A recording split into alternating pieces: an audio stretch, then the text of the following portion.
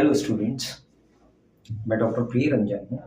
और आज का जो टॉपिक है हमारा, ये आपका है कास्ट सिस्टम इन इंडिया के बारे में, भारत में जाति प्रथा को लेकर के। ये टॉपिक इम्पॉर्टेंट है, इससे क्वेश्चन छोटे छोटे पूछे जाते हैं, कभी कभी लॉन्ग क्वेश्चंस भी आ सकते हैं इस पे।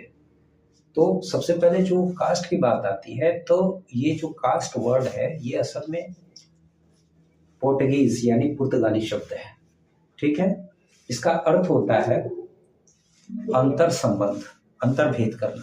ठीक है, तो कास्ट है क्या? तो कास्ट के बारे में बात करते हैं। ये एक ऐसी, भारत के संदर्भ में ऐसी सामाजिक व्यवस्था जो जन्मजात भेदों पर आधारित होती है, उसको हम लोग कास्ट कहते हैं, जाति कहते हैं। ठीक है, तो कास्ट के बारे में भारत में क्या बताया गया है? ऐसी सामाजिक व्यवस्था जो जनजात भेदों पर आधारित होती है, उसी को हम लोग कास्ट कहते हैं।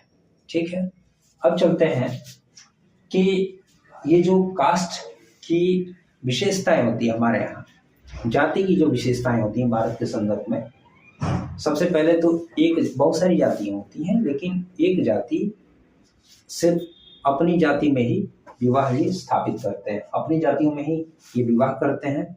दूसरी जाति के साथ जो खान पान होता है उसमें ये भेद होता है, भेद करते हैं ये। तीसरी चीज क्या होता है कि सदस्यता, इन्हें जिस जाति में ये जन्म लेते हैं उसी जाति की सदस्यता जन्म से ही नहीं मिल जाती है। चौथा चीज क्या होता है कि व्यवसाय जो होता है, इनके जन्म, जिस जाति में इनका जन्म होता है उसी जाति में उनके व्यवसाय का निर्धारण जन्म द्वारा होता है। तो ये सारी चीजें जो भी हैं आपके लिए, ये क्या है? Caste system in rural India, यानी characteristics of caste system in rural India के बारे में है। भारत में जो जाति, ग्रामीण क्षेत्रों में जाति व्यवस्था है, उसकी क्या विशेषता है? क्लियर हुआ? ये अपनी जाति में ही विवाह करते हैं। दूसरी चीज, खान पान में ये एक जाति से दूसरी जाति में जो खान पान होता है उसमें भेदभाव हो जाता है। तीसरी इसकी विशेषता होती है, प्रत्येक जाति की जो सदस्यता होती है वो जन्म द्वारा निर्धारित होती है। चौथी इसकी विशेषता होती है क्या कि व्यवसाय जाति पे आधारित होता है, यानी जिस जाति में वो जन्म लेता है उसी पे आधारित होता है। अब नेक्स्ट है आपका ये कास्ट और क्लास के बारे में, मतलब जाति और वर्ग के बारे में। कास्ट और क्लास दोनों में अंतर होता है। जो ये जाति है, ये व्यक्ति के कार्य और पद का निर्धारण, जाति में व्यक्ति के कार्य और पद का निर्धारण उसके जन्म से होता है। ठीक है, जबकि ये जो वर्ग होता है, ये वर्ग जिसको हम लोग क्लास कहते हैं, ये कार्य और पद का निर्धारण व्यक्ति की योग्यता द्वारा होता है। तो खास करके जब क्लास की बात आती है, तो जब इंडस्ट्रियलाइजेशन हुआ, यानी औद्योगिकरण बढ़ा, तो औद्योगिकरण के चलते क्लास की उत्पत्ति हुई, यानी वर्ग का उद्भव हुआ। और वर्ग में जाति की तुलना में ये ज्यादा ब्रॉड, मतलब ये आधुनिक शब्द होता है। पहले जातियां आई, उसके बाद में ही वर्ग का जन्म हुआ। तो इस आधार पे कार्य और पद का निर्धारण व्यक्ति की सफलता और योग्यता द्वारा किसमें होता है? तो वर्ग में होता है। तो ये जाति और वर्ग में अंतर हो गया। दूसरी बात आती है, हम चलते हैं इधर कास्ट और ट्राइब के बारे में, यानी जातियां और जनजातियां जो होती हैं उसके बारे में हम चलते हैं।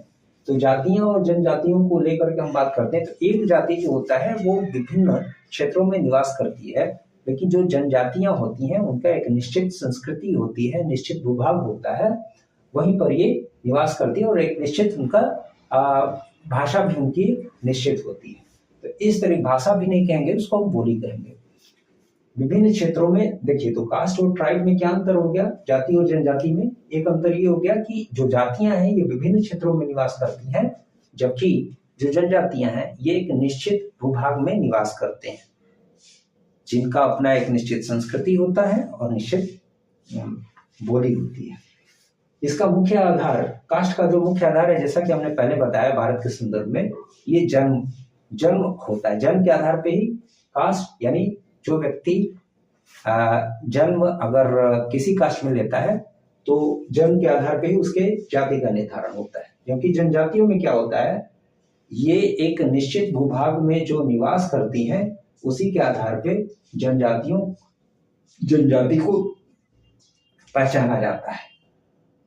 जनजातियां जो होती हैं ये अपने, वो भी चूंकि एक संगठन का ही रूप होती हैं, जनजातियां एक सुरक्षात्मक संगठन, यानी वो अपनी संस्कृति और अपने लोगों की सुरक्षा करती हैं, ठीक है। और ये जो कास्ट जो होता है ये सुरक्षात्मक संगठन नहीं होता है।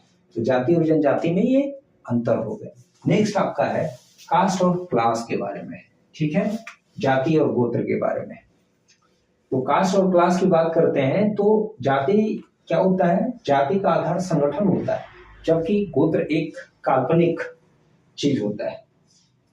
जाति चूंकि एक संगठन में जितने भी लोग रहते हैं वर्तमान रूप में, तो ये पता चलता है कि कोई किस जाति का, कोई किसी विशेष जाति का है, तो ये एक तरह से संगठन के रूप में होता है, संगठन का ये रूप होता है। जबकि गोत्र है ये एक काल्पनिक होता है। जाति में भेदभाव होता है और गोत्र में भेदभाव नहीं होता है। जैसे कि गोत्र शब्द की उत्पत्ति जो हुई है ये उत्तर वैदिक काल के करीब में गोत्र शब्द की उत्पत्ति हुई है, क्योंकि रामायण महाभारत जैसी ग्रंथों की रचना भी उसी काल में हुई थी।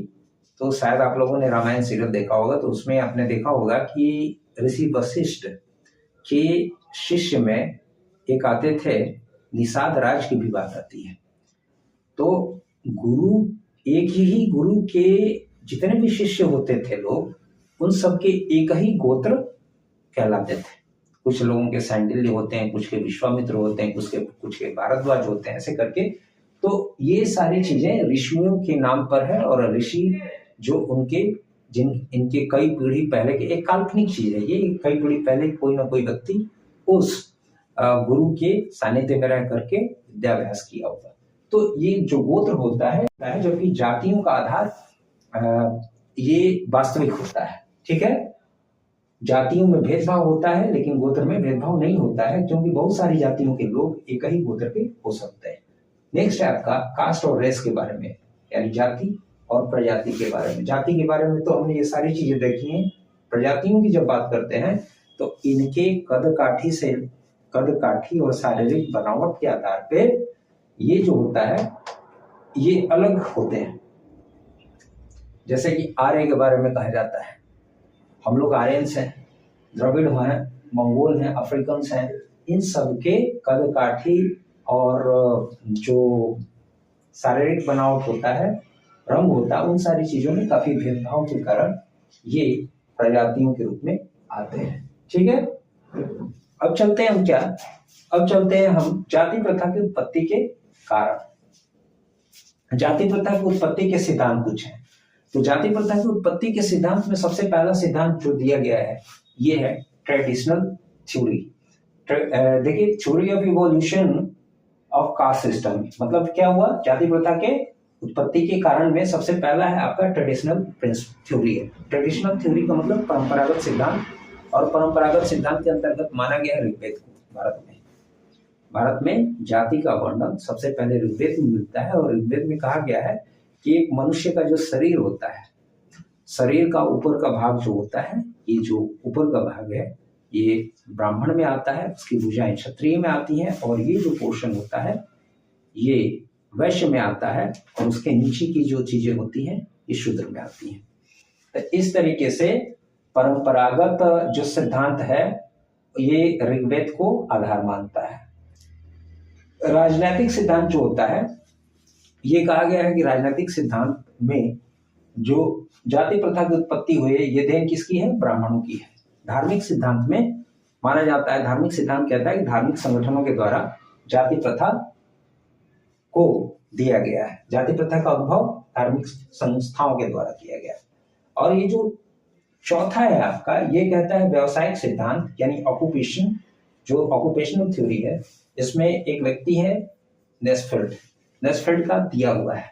इनका मानना था कि व्यवसाय का जैसे जैसे विकास हुआ है वैसे व्यवसाय में श्रेणी वर्ग जो होता है, यानी व्यवसायिक संगठन होते हैं, उन व्यवसायिक संगठनों के आधार पे ही जो व्यवसाय इन लोगों ने अपनाए तो उसके आधार पर इन्हें कुछ भागों में वर्गीकृत कर दिया गया।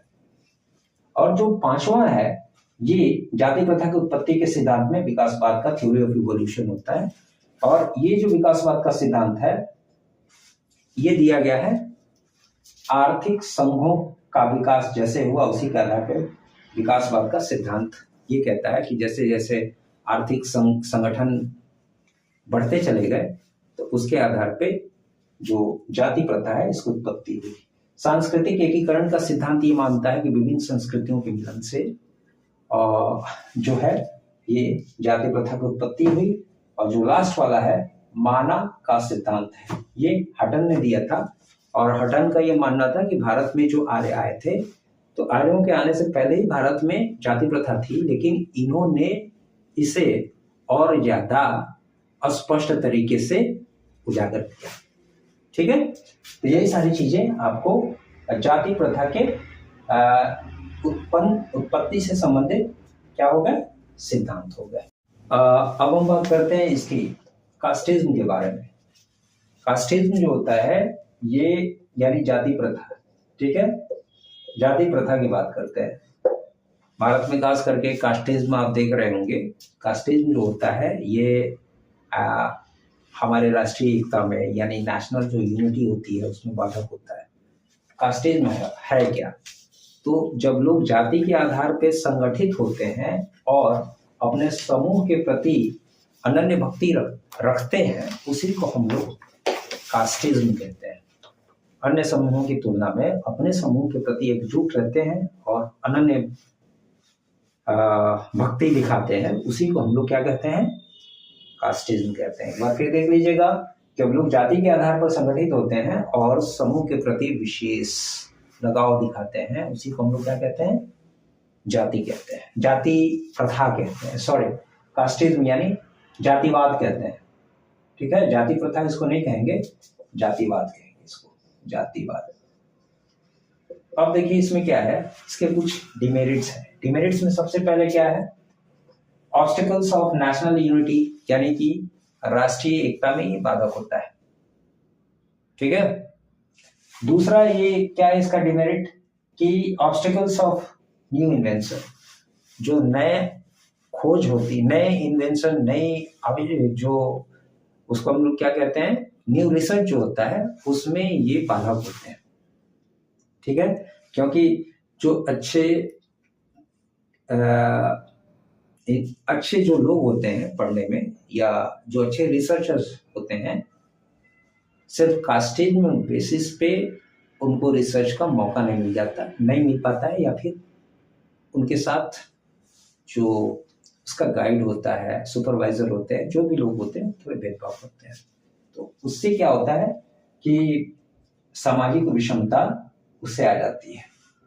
तो ऑब्स्टिकल्स ऑफ न्यू इन्वेंशन ये हो गया। दूसरी चीज क्या होती है कि सामाजिक विषमता भी। सामाजिक विषमता का मतलब होता है कि समाज विभिन्न छोटे छोटे वर्गों में वर्गीकृत हो जाता है, विखंडित हो जाता है, समाज में एकता नहीं रहती है।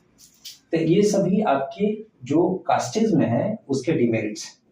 अब चलते हैं इसको कैसे दूर किया जा सकता है।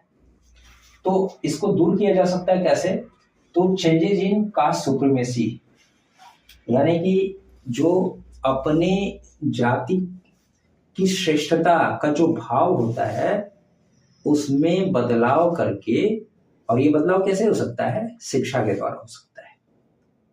तो जातिगत जो श्रेष्ठता का भाव होता है उसमें परिवर्तन करके जातिवाद को, जाति प्रथा को रोका जा सकता है। Changes in restrictions of fooding, Khan पान, एक जाति का दूसरी जाति से चूंकि खान पान थोड़ा अलग होता है या फिर उनके साथ भेदभाव होता है, तो ऐसी स्थिति में जो रिस्ट्रिक्शंस ऑफ फूडिंग है उसको बदल करके, यानी कि उसमें परिवर्तन करके, और ये जो जाति प्रथा है उसको बदला जा सकता है। तीसरा क्या हो सकता है, तो तीसरा हो सकता है changes in restrictions related to occupation के बारे में। आपने देखा क्या कि जाति के आधार पे भी पेशा होता है, जाति के आधार पे ही पेशे का वर्गीकरण है, व्यवसाय का वर्गीकरण किया गया है भारत के संदर्भ में। तो यदि उस यानी कि जो रिलेटेड ऑक्यूपेशन, जो जाति पे आधारित ऑक्यूपेशन है, उसमें भी परिवर्तन अगर कर दिया जाए तो जाति प्रथा को दूर किया जा सकता है। नेक्स्ट क्या है, improvement in the position of caste के बारे में। जो जातियां निम्न स्तर की मानी जाती हैं या जो शोषित वर्ग के अंतर्गत आते हैं, शोषित जातियों में आती हैं, तो उनके स्तर को, सामाजिक स्तर को उठा करके और जाति प्रथा में परिवर्तन लाया जा सकता है। तो ये था आज का टॉपिक आपका, cast system in India. Thank you so much.